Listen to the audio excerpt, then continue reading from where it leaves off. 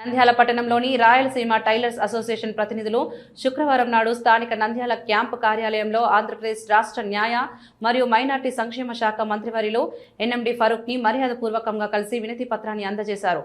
ఈ సందర్భంగా అసోసియేషన్ నాయకులు మాట్లాడుతూ నంద్యాల పట్టణంలో సుమారు 2000కు పైగా కుటుంబాలు ప్రత్యక్షంగా టైలరింగ్ వృత్తిపై ఆధారపడి జీవిస్తున్నాయని, ఏడాది పొడవునా ఉండే పని కంటే రంజాన్ మరియు ఉగాది వంటి పండుగల సమయంలోనే టైలర్లకు చేతి నిండా పని దొరుకుతుందని, ఈ ఆదాయమే అనేక కుటుంబాలకు ఏడాది పొడవునా జీవనాధారమని, రెండవ శనివారం లేదా ఇతర రోజుల్లో విద్యుత్ సరఫరా నిలిపివేస్తే మిషన్లు ఆగడం వల్ల పనులు సకాలంలో పూర్తి కాక టైలర్లు తీవ్ర ఆర్థిక ఇబ్బందులు ఎదుర్కొంటారని, కావున టైలర్ల జీవనోపాధిని పరిగణలోకి తీసుకుని విద్యుత్ శాఖ ద్వారా చేపట్టే నిర్వహణ పనులను వచ్చే వారానికి వాయిదా వేసేలా చర్యలు తీసుకోవాలని వారు మంత్రి ఫరూక్ గారిని వినతి పత్రంలో కోరారు.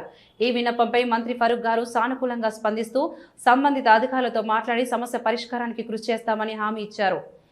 ఈ కార్యక్రమంలో నంద్యాల జిల్లా రాయలసీమ టైలర్స్ అసోసియేషన్ జిల్లా అధ్యక్షులు కె శేఖర్, టౌన్ అధ్యక్షులు కె మగ్దుల్ బాషా మరియు గౌరవ సలహాదారుడు జమాల్ బాషా తదితరులు పాల్గొన్నారు. మినిస్టర్ గారు కలవడం సందర్భంగా ఏమనగా ప్రతి రెండో శనివారం నాడు కరెంటు కట్ చేయడం జరుగుతుంది. రంజాన్ పండుగ, ఉగాది పండుగ ఉంది కాబట్టి మాకు ఇబ్బంది కలగకుండా కరెంటు కట్ చేయొద్దు అని చెప్పి మన మంత్రి గారిని కలసడం జరిగింది. మంత్రి గారు సరే మన పై అధికారులు కరెంట్ ఆఫీసర్లకు చెప్తానని చెప్పి ఆయన మాకు హామీ ఇచ్చాడు, సానుకూలంగా స్పందించాడు. అందుకోసమని మన మినిస్టర్ గారికి ధన్యవాదాలు తెలుపుతూ థ్యాంక్స్ తెలుపుతున్నాం. రాయలసీమ టైలర్స్ అసోసియేషన్ నుంచి మాట్లాడుతున్నాము. ఈ ఉగాది, రంజాన్ ఉన్నందువల్ల ఈ నంద్యాల టౌన్లో 2000 వర్కర్స్ వరకు ఉన్నారు టైలర్స్. రేపు కరెంటు సెకండ్ సాటర్డే ఉండడం వల్ల పని ఆగిపోతుందని చెప్పి మంత్రి గారు ఫరూక్ సార్తో కలిసి మేము విన్నపించుకొని, సార్ మాకు రేపు కరెంటు తీయకుండా చేయండి సార్ అంటే ఎమ్మటే స్పందించి వాళ్ళకి ఫోన్ చేసి కరెంటు ఉండేటట్టుగా నేను ఏర్పాటు చేస్తానని మాకు హామీ ఇచ్చినారు సారు. చాలా కృతజ్ఞతలు తెలుపుతున్నాము సార్ వల్ల.